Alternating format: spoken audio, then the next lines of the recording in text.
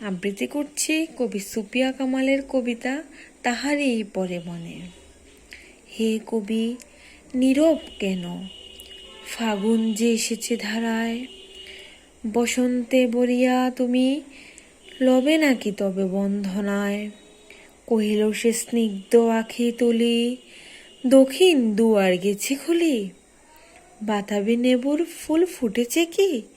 ফুটেছে কি আমের মুকুল?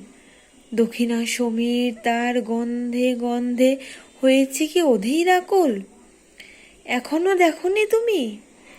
কহিলাম, কেন কবি আজ এমন উন্মনা তুমি? কোথা তব নবপুষ্প সাজ? কহিল সে সুদূর চাহিয়া, অলখের পাথার বাহিয়া। তরি তার এসেছে কি?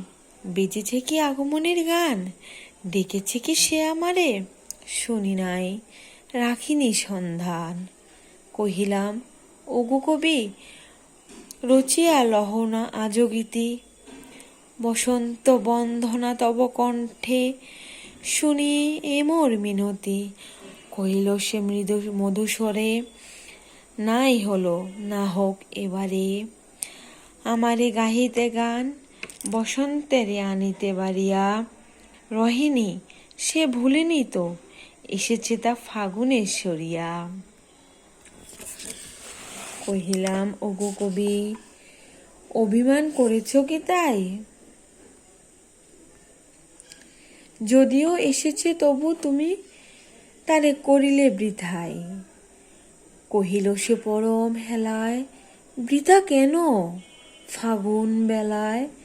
ফুল কি ফুটেনি শাকে? পুষ্পরতি লবেনি কি ঋতুর রাজন?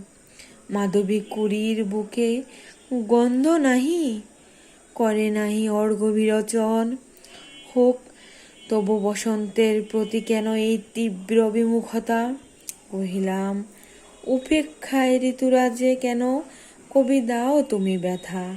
কহিল সে কাছে সরে আসি, কহিলে উত্তরে তালে মাঘের সন্ন্যাসী।